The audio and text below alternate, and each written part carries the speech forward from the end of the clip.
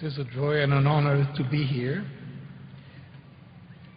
I will tell you for the next 10 minutes or so something about human well-being. My research on human well-being actually involved students at the University of Michigan. We were interested in a very important question. Why does everybody seem to think that people in California are happier than they are? And we compared, we tested that, and indeed it is true. People everywhere, including students at Michigan, believe that people in California are happier. People in California believe it too. And it isn't true. They're actually not happier. And in trying to understand why it is that everybody believes about happiness something that isn't so, we coined a phrase. And the phrase is the focusing illusion.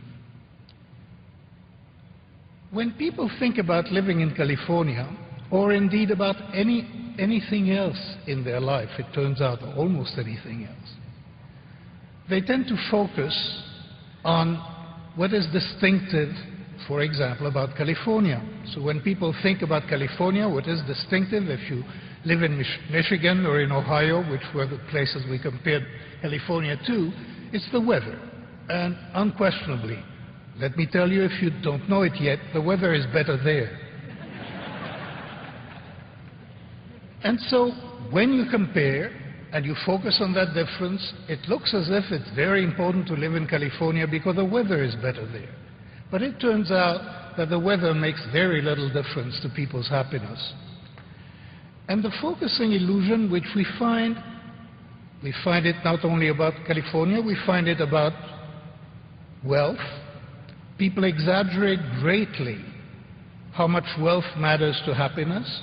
It does matter a little, but it matters much less than people behave. And the focusing illusion can be summarized in a statement that could go into fortune cookie. Nothing in life is quite as important as you think it is while you're thinking about it. That is, merely thinking about something will make you exaggerate its importance in your life. And it turns out that this applies very widely. I would like to add, too, that when you're worrying about your well-being or your happiness, you may think that you have to worry about one person, yourself, but in fact, within yourself, there are two selves that you should be worrying about. Because what we've learned in studying well-being and in studying life, how people live and how the mind works, is that there is an experiencing self and a remembering self. And the experiencing self is the one, that the doctor probes when the doctor asks you, how do you feel now? Or does it hurt here when I touch you now? You're responding with an experience, with a description of your experience. Your experiencing self lives in the present. It lives moment by moment. The moments can be quite rich. They can be quite rich in emotional experience, in cognitive experience. The remembering self is something else. The remembering self comes to life, if you will, when you think about your life. And this is not something that we do all the time. Occasionally, we stop and we think about our life. And we look back and we evaluate the story of our life. And the remembering self is a storyteller. And it maintains what, for many people, is their most important possession, which is the narrative of their life as it develops. We're all engaged in the story of our life. We're all engaged in the effort to make that story a good story in every sense.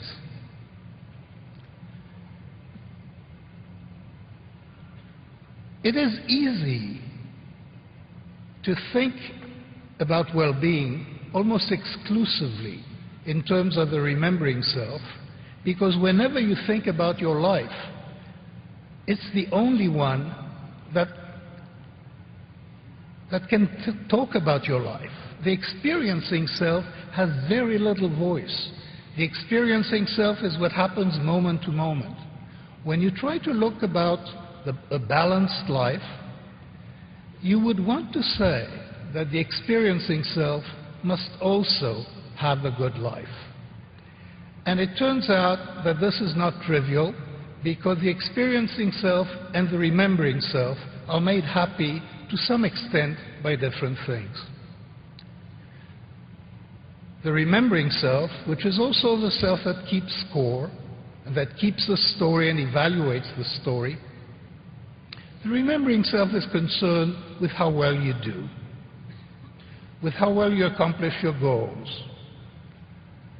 Among other things, it's concerned with how much money you're making or other trappings of success. The experiencing self seems to be interested in different things. And it is made happy primarily by being with people, by spending time with people that you like and love. That seems to be the main determinant of what we call emotional happiness. You can be made miserable by a lot of things. You can be made miserable by physical pain. You can be made miserable by psychological pain. You can be made miserable by being poor. And indeed, we find that when we look at people who are the less fortunate in society, their remembering self is not satisfied, and their experiencing self suffers a lot. However, your experiencing self cannot be made happy by making much more money. We did that. Now I'm telling you some research that we did this year. It turns out that beyond an income, a household income of $75,000 a year, emotional happiness simply does not increase.